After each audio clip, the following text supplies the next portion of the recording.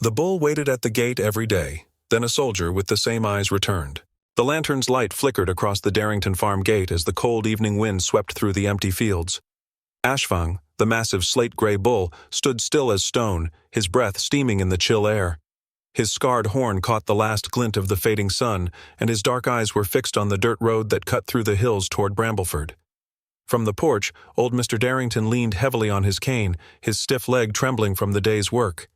He watched the bull in silence, lips pressed into a thin line. The farm was quiet except for the soft rustle of dry grass and the distant call of crows settling in for the night. Every sound seemed sharper in the stillness, like the farm itself was holding its breath. The road stretched empty, but tonight felt different. The wind carried the sharp smell of rain and something else, movement, distant and deliberate. Ashfang snorted and stamped the dirt with one heavy hoof, his muscles rippling under his hide. Mr. Darrington's heart gave a hopeful jolt.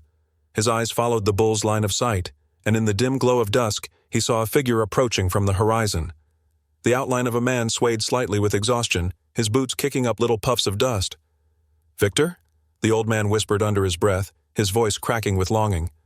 The farmhands emerged from the barn one by one, wiping sweat and dust from their faces. Elric, the eldest and broadest of the hands, shaded his eyes with a calloused hand. "Looks like someone's coming down the road," he said. "Could be him." His voice carried a rare note of excitement. Ashfang bellowed, a deep, earth-shaking sound that rolled across the fields, and pushed his heavy body against the iron gate as if ready to break it. The farmhands broke into shouts, calling for the others to come see. Hope surged like a current through the farm. It had been months since they had seen or heard from Victor Darrington, the youngest son, the bright-eyed soldier who had left for the Royal Terravale Army with a smile that could light a room. He had promised his father he would return, and he had promised his bull that they would race across the fields again. The figure grew clearer with every step. He wore a tattered army coat, and the fading sunlight caught the glint of a metal insignia pinned to his chest. Yet as he came closer, the murmurs of hope faltered. His hair was darker, his gait slower, and though his eyes were the same piercing green as Victor's, there was a weight in them, a shadow that only men who had seen war carried. When he finally stepped into the reach of the porch lantern, the truth settled over the farm like frost. This was not Victor. "I am Corporal Ellis Merrick," the man said, his voice low and frayed from travel. He held his cap in his hands, and the wind tugged at his torn coat. "I served with Victor, in the Black Ridge Gorge." Mr. Darrington's hope crumbled behind his weathered face, but he forced himself to straighten. "Then, where's my boy?" he asked, his voice tight. The farmhands went silent, the only sound the groan of the gate as Ashfang leaned against it, snorting in short, sharp bursts. Ellis lowered his gaze to the dirt. "I wish I could bring you better news. Your son, he's missing. Our unit was ambushed in the gorge, smoke, fire. Everything happened too fast. I couldn't get to him in time." He swallowed hard, his hands tightening around his cap. "He went down near the riverbank. We searched for hours, but there was no sign. I'm sorry." A heavy silence settled. The porch light flickered, and somewhere in the barn, a restless horse pawed the wooden floor.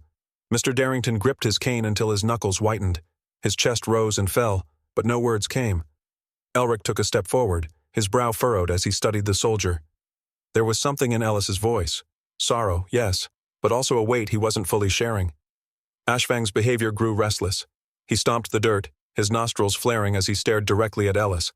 The bull let out a low, rumbling sound, almost like a warning. The farmhands exchanged nervous glances. The animal had always been calm except when something was wrong. "I can stay the night if you'll have me," Ellis said after a long pause, his voice quieter. "I've been walking for days. Just need a roof over my head before I move on." He lifted his tired eyes, and in the wavering lantern light, there was a flicker of something unreadable. Guilt, maybe, or fear. Mr. Darrington hesitated, looking past the man to the empty road as if half expecting Victor to appear anyway. "You can stay," he said finally, his voice hollow. "Barn loft's empty. I'll have Elric show you." Ellis nodded with gratitude, though he didn't smile. He turned toward the barn, boots crunching over the dirt. Ashfang followed his movement with unblinking eyes, muscles taut under his hide. When Ellis disappeared into the shadows of the barn, the bull let out a long, sharp exhale and scraped the ground with his hoof, leaving a deep mark in the earth. The farmhands dispersed slowly, whispering among themselves, but Mr. Darrington remained on the porch. He stared at the road until darkness swallowed it, his chest heavy with a grief that had no shape yet. Behind him, the farmhouse windows glowed with soft light, but it felt cold all the same. The wind picked up, rattling the bare branches, and somewhere in the night, Ashfang gave a restless snort. That night, as the rain began to fall in soft, uneven drops, the farm was wrapped in uneasy quiet. The barn creaked in the wind, and the animals shifted as if sensing the change that had arrived with the stranger. In his loft bed, Ellis Merrick lay with his hands clasped behind his head, staring at the wooden beams. His eyes were open, but he barely blinked. Outside, Ashfang stood at the gate long after midnight, his broad shoulders slick with rain, his scar catching the occasional flash of lightning. He did not look at the house or the barn. He only stared at the dark road, as if daring it to bring back what was lost. That night, Ellis asked for a place to stay, and though the farmer agreed, a tension settled over the farm like a drawn bow. Ashfang's bellow tore through the quiet morning like thunder. Elric dropped the bucket of feed he was carrying and spun toward the gate just in time to see the massive bull slam his weight against the iron bars. The hinges shrieked, and the gate swung open with a violent jolt. Dust kicked up under Ashfang's hooves as he charged down the dirt path, his muscles rippling, his tail lashing the air like a whip. "Elric, stop him!" one of the younger farmhands shouted, already stumbling after the bull. But Ashfang moved with the determination of an arrow in flight, faster than any man could hope to catch. Elric swore under his breath and sprinted down the road, his boots pounding the hard earth. Behind him, he heard the farmhouse door slam, and moments later Ellis Merrick appeared, his army coat flapping as he ran. The soldier's face was tight with alarm, his green eyes fixed on the retreating bull. "Why's he running?" Elric called over his shoulder, his breath ragged. "I don't know!" Ellis shouted, though his voice carried something else, something that sounded like worry rather than surprise. The bull didn't slow until the dirt road split at the edge of the woods. The trees loomed tall and dark, their bare branches swaying in the winter wind. At the fork, Ashfang skidded to a halt, sending up a spray of dirt. His hooves dug into the earth, stamping a clear pattern as he snorted and swung his massive head toward the right path, the one leading deeper into the forest. He let out another sharp bellow that seemed to echo through the trees. Elric finally caught up, doubled over and clutching his knees as he panted. He's pointing at the woods," he said, spitting dust from his mouth. Ellis arrived a few seconds later, his chest heaving, but he didn't look at Elric. He stared at the forest, his jaw clenched, a muscle twitching in his cheek. "He's just restless," Ellis said quickly, stepping toward the bull with his hands raised. "We should take him back before he runs any farther." But Ashfang refused to move. He stomped and huffed, his breath puffing like smoke in the cold air, his eyes fixed on the forest trail as though daring someone to follow. It took 10 minutes of coaxing, rope, and Elric's firm voice to finally turn the bull around. Ashfang walked reluctantly, glancing over his shoulder every few steps. The journey back to the farm was quiet, except for the crunch of boots and the snort of the bull. When they reached the gate, Ellis kept his head low and his voice subdued. The rest of the day passed with an odd tension hanging over the farm. Ellis tried to keep busy, repairing a section of the fence and hauling hay, but he kept pausing to glance at the road or the forest. Elric noticed every hesitation. He noticed, too, how Ashfang refused to go near Ellis when he passed the pen, choosing instead to stand with his scarred head lifted toward the horizon. That night, a fire crackled in the farmhouse, and the smell of wood smoke drifted through the hall. Mr. Darrington sat hunched in his chair, staring into the flames as Ellis began to speak. His voice was soft at first, but as the story unfolded, the room grew heavier. "It was near Blackridge Gorge," Ellis said, his fingers knotted together. "We were ambushed at dusk, smoke and shouting everywhere. Victor, he volunteered to stay back and cover our retreat. Brave. Foolish, maybe, but brave. I last saw him by the riverbank." His throat tightened, and he paused, swallowing. By the time I could get back, he was gone. The old farmer's face crumpled, and he wiped at his eyes with a trembling hand. The room was silent except for the hiss of the fire. Even the farmhands who had gathered in the doorway said nothing. But Elric felt a weight settle in his stomach. He didn't know why, but the story scraped at him like a stone in his boot. Something about Ellis's tone, the way his eyes avoided the bull's pen outside the window, didn't feel right. He glanced at Ashfang through the glass, standing stiff in the pale moonlight. The bull's body faced the forest, not the road. Over the next week, the unease grew. Ashfang pressed himself against the gate every sunset, his body tensed, his eyes tracking the same stretch of forest road. The farmhands whispered when Ellis passed, noting how the soldier's shadow seemed to move longer and differently under the moonlight, how he sometimes muttered in his sleep in the barn loft. Then, under a silver moon one night, Elric saw him. Ellis was slipping out of the barn, a lantern in one hand, a shovel in the other. He moved quickly and quietly, his boots barely crunching on the frosted grass. Elric's pulse quickened. Without a word he followed, keeping to the shadows. The soldier led him down the narrow path to the creek bed, where the water ran shallow and cold over smooth stones.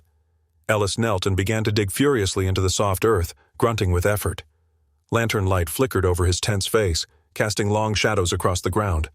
Dirt flew, and then, with a muffled thud, his shovel struck wood.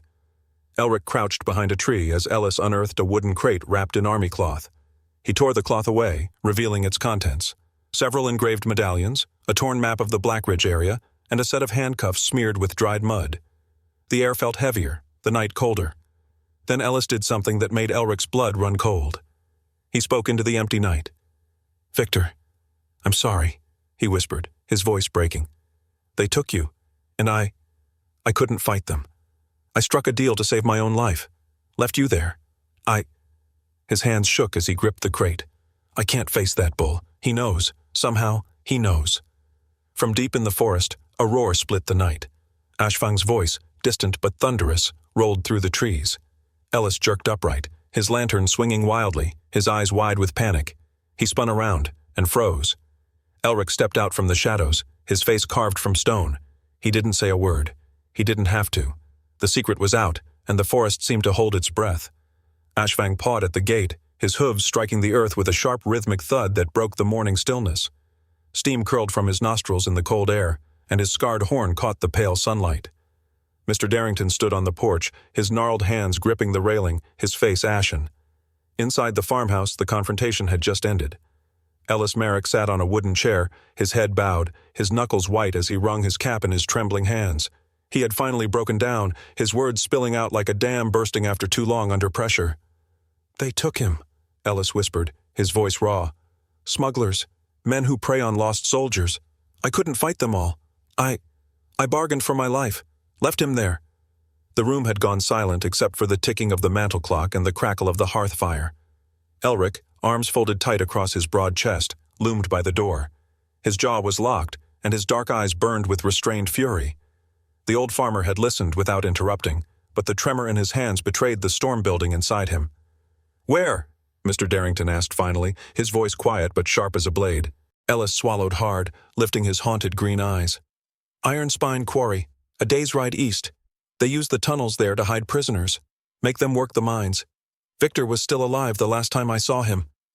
The words hit the farmer like a hammer. He turned his gaze toward the window, where Ashfang stood restless at the gate, as if he understood every word. The bull's muscles tensed and released, his tail flicking sharply. Elric stepped forward, his boots heavy on the wooden floor. "Then we go tonight," he said, his voice low and sure. "We can't leave him there another day." "Just the three of us?" Ellis asked, uncertainty flickering across his face. "3 men and 1 bull," Elric said, nodding toward the gate. "Ashfang's stronger than any lock or wall they've got, and he wants to run. Look at him. He's been waiting for this." The plan formed quickly and without hesitation. They prepared a wagon with ropes, lanterns, and every tool that might be used as a weapon or prybar. Mr. Darrington moved with grim focus, his limp slowing him but never stopping him. He tied a sturdy harness for Ashfang, muttering under his breath, "You'll lead us there, boy. You've been waiting long enough." By the time the sun dipped behind the hills, the farm was cloaked in shadows. The cold bit harder, and the first stars pricked the sky. They moved out under the cover of night, wagon wheels creaking softly over the frozen dirt. Elric drove, holding the reins tight, while Ellis and the farmer sat in the back with the bull walking beside them, his hooves thudding steadily. Every sound seemed louder in the dark, the chirp of crickets, the distant call of an owl, the wind hissing through the branches. The journey was long and tense. Every bend in the road felt like an ambush waiting to happen. More than once, Elric glanced back to see Ellis staring into the black trees, his hand hovering near the hatchet he carried. The old farmer said nothing, his face set like weathered stone. He only glanced at Ashfang, whose steady pace and alert ears gave him the smallest measure of hope. Near midnight, the silhouette of Iron Spine Quarry emerged against the moonlit horizon. The land dipped sharply into a yawning pit, where skeletal wooden scaffolds and rusting pulleys creaked in the wind. Water dripped somewhere in the depths, echoing in the hollow earth. No torches burned, no men stood guard. It was a graveyard of industry, abandoned to the elements, and, as they now knew, to darker uses. Elric guided the wagon behind a cluster of boulders. "We go on foot from here," he said quietly. They descended carefully, their lanterns shielded to thin slivers of light. The air grew damp and cold, carrying the metallic scent of old iron and wet stone. Then, from deep within the quarry, a faint cough echoed, a human sound that froze them all in place. "Victor," Mr. Darrington whispered, his throat tight. They followed the sound into the tunnels, feet crunching softly over gravel. The passage narrowed, and the beam of Elric's lantern caught the figure of a man shackled to a post. Victor's head lifted weakly, his sunken eyes widening. His lips trembled into a faint smile, and then he saw Ashfang behind them, snorting like a war drum, and his eyes filled with tears. "Pa?" His voice cracked from disuse. The reunion lasted only seconds. From the darkness behind them came the scrape of boots and the creak of crossbow strings. 7 men emerged, rugged and hard-faced, their eyes glinting in the torchlight. The leader, a tall man with a jagged scar across his cheek, sneered. "Well, well," he said. "Looks like the boy's family came to collect him, and brought a beast to boot." No one moved. The air pulsed with tension, thick as smoke. Ellis's grip tightened on his hatchet. Elric shifted his stance, putting himself between Victor and the smugglers. Ashfang's muscles coiled, his nostrils flaring.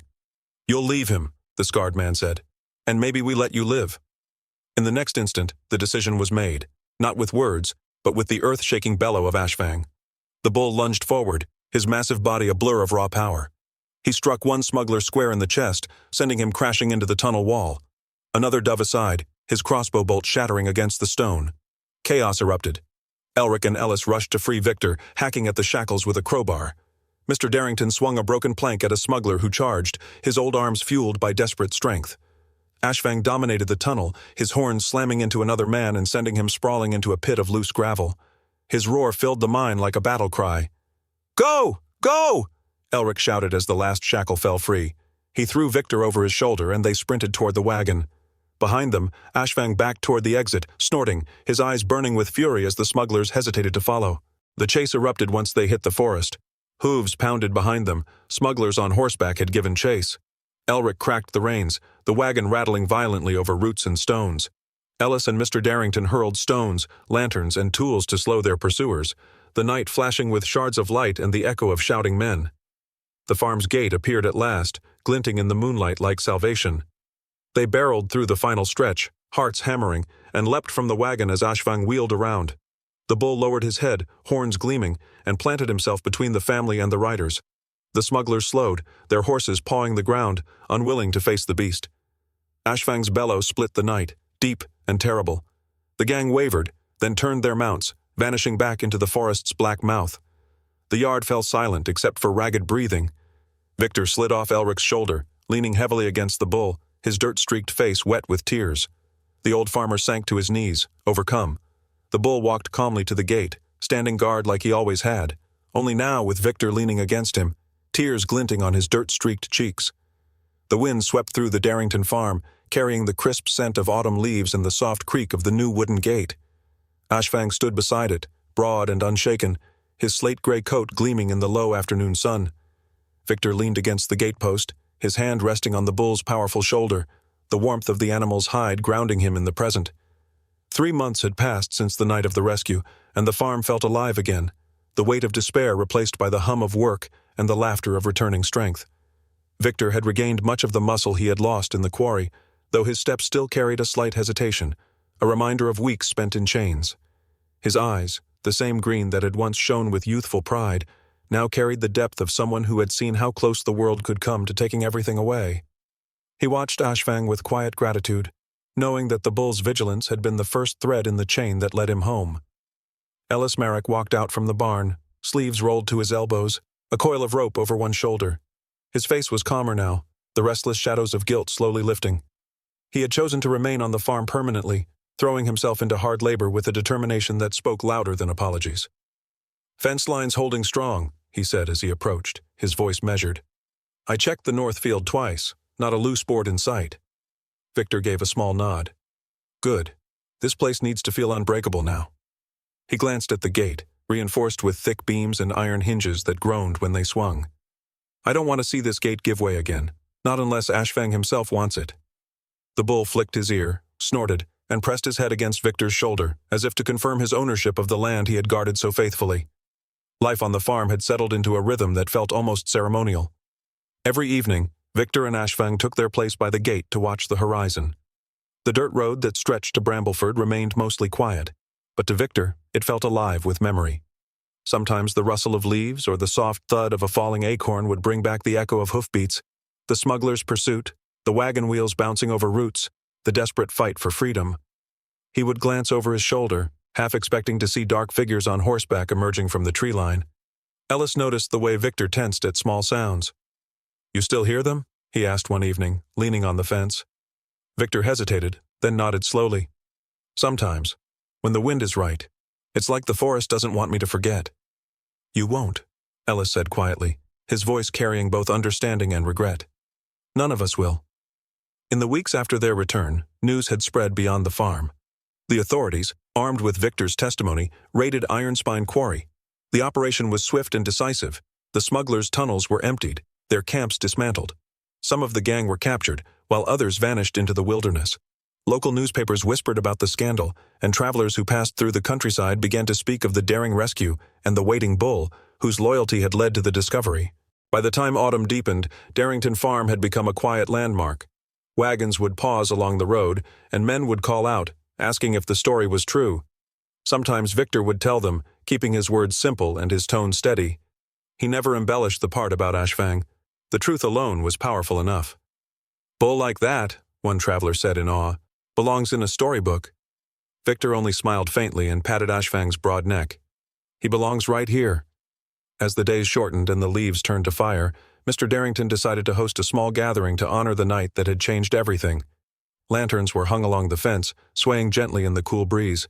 Neighbors and townsfolk arrived with baskets of bread, dried meats, and cider, their boots crunching over the gravel path as the farmyard filled with a warm, golden glow.